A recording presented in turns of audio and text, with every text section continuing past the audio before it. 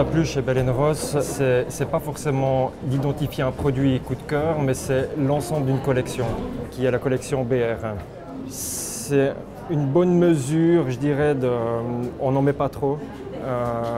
On rend la pièce attractive, mais on sait à quel moment il faut s'arrêter. Bon, il y a tout l'aspect ici, évidemment, haute horlogerie, parce qu'on est sur un tourbillon à micro-rotor, donc c'est un mouvement très compliqué. Vous avez le saphir dessus qui fait office de glace, mais aussi office de carrure. Oui. Et au verso, à nouveau, un saphir, ce qui fait que cette ceinture métallique est vraiment prise en sandwich entre les deux pièces. Finalement, un des éléments clés de ce modèle, c'est le côté icône. Beaucoup de marques cherchent à construire leur icône, leur pièce de référence, qui vont immédiatement les identifier sur le marché parce que la proposition est énorme. Bonne journée. Bonne fin de salon. Merci. Merci pour l'accueil, c'était gentil.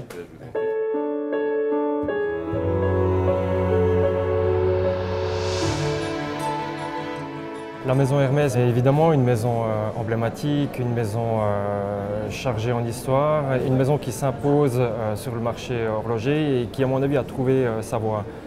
On a été très sensible sur l'esthétisme de cette nouveauté, de cette collection Slim. Une pièce classique, une pièce élégante, mais avec beaucoup de surprises aussi, beaucoup de petits détails. C'est une pièce qu'il faut prendre dans les mains, il faut la regarder, il faut jouer avec, il faut tourner autour. Il y a tout un aspect poétique qui vient se nicher dans les détails et dans les complications horlogères qui font toute la différence entre une montre traditionnelle et une vraie proposition inventive. Voilà. Et au-delà de ça, il y a toute la qualité qui transpire d'un produit comme celui-là, à travers sa typographie, à travers la manufacture des boîtes, le design qui est extrêmement travaillé, puis toute la partie évidemment horlogère avec des calibres qui sont dans une finition extraordinaire. Aujourd'hui, c'est pas évident d'amener une signature au niveau des cornes et de travailler ces attaches de bracelet. Puis finalement, c'est tout ce supplément d'âme qu'on va avoir dans chaque élément qui finalement va donner naissance à un produit très signé, mais très discret, très élégant. Je pense que c'est une des plus belles propositions de l'année, clairement. Merci, au plaisir. Au revoir. Au revoir.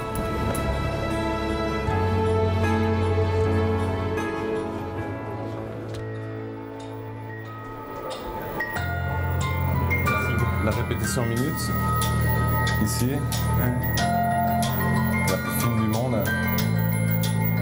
Automatique petite seconde, plus fine du monde. Donc plus fine que les altiplano, etc. Et puis tourbillon,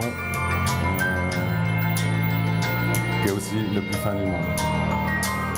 Chez Bulgari, notre coup de cœur sur ces trois pièces ultra plates, quand même assez impressionnant en termes de complexité technique, en termes de mécanique horlogère. En posant ces trois pièces sur la table, avec une répétition minute, avec un tourbillon qui est absolument spectaculaire, ils sont là dans une proposition qui est mature. Et c'est maintenant que la pièce commence d'emporter sa clientèle et ses aficionados, ce qui n'était pas le cas avant. J'espère qu'ils vont continuer à développer et qu'elles deviennent encore plus emblématiques dans les années à venir. Quand on a une pièce dans les mains, il y a à un moment donné une émotion qui est difficilement explicable, mais elle est palpable, elle est là et elle contribue aussi à la réussite d'une pièce. Nos coups de cœur cette année sont vraiment sur des produits qui vont démontrer un savoir-faire.